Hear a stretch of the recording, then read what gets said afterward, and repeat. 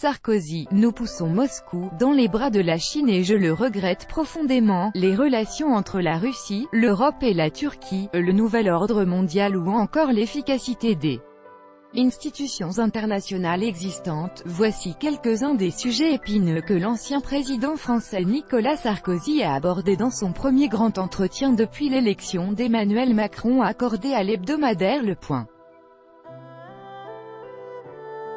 Dans une interview accordée au Point, l'ancien président de la République française, Nicolas Sarkozy, a donné son sentiment sur de nombreuses questions d'actualité préoccupant la communauté internationale. Parmi elles, l'évolution des relations entre la Russie et l'Europe qui doivent travailler en confiance, estime-t-il.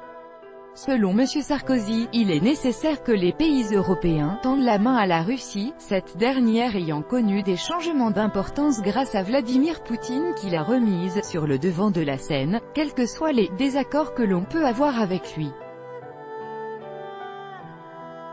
Un beau visage de la Russie, lors de la Coupe du Monde en est un bon exemple. Nous faisons tout pour pousser la Russie dans les bras de la Chine et je le regrette profondément. Les sanctions sont contre-productives. L'Europe et la Russie doivent travailler en confiance. Et le pire est peut-être à venir puisque le Congrès américain envisage d'asphyxier 140 millions de Russes en privant les banques russes d'accès aux financements internationaux. Et mesure-t-on les conséquences? Mais outre collaborer avec la Russie, l'Europe doit considérer la Turquie aussi comme son partenaire, réfléchit Nicolas Sarkozy. D'après lui, il importe d'imaginer maintenant une nouvelle organisation supranationale qui rassemblerait trois partenaires fondateurs, l'Europe, la Turquie et la Russie. Pour l'ancien dirigeant français, on instaurerait ainsi un dialogue politique à haut niveau, et on évoquerait les questions de sécurité, de terrorisme et de coopération économique. Cette organisation pourrait, dans un second temps, être rejointe par des pays qui, comme l'Ukraine et la Géorgie, ont vocation à être des ponts entre les espaces européens et russes. Ainsi, il n'aurait plus à choisir entre l'Europe et la Russie, et l'architecture de sécurité de notre continent en sortirait renforcée.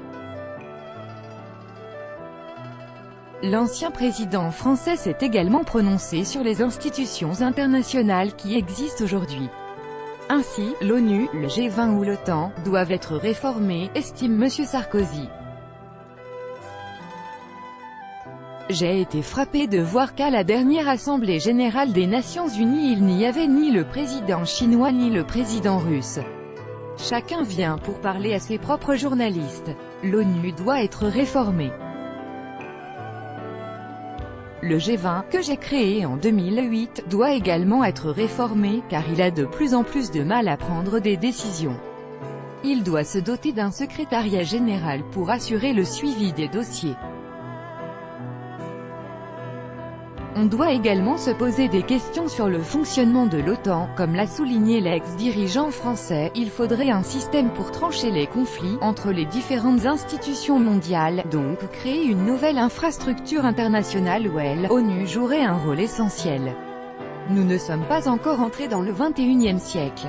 Nous entrerons dans notre siècle quand nous nous doterons des institutions internationales du XXIe et abandonnerons celles du siècle précédent, a-t-il conclu.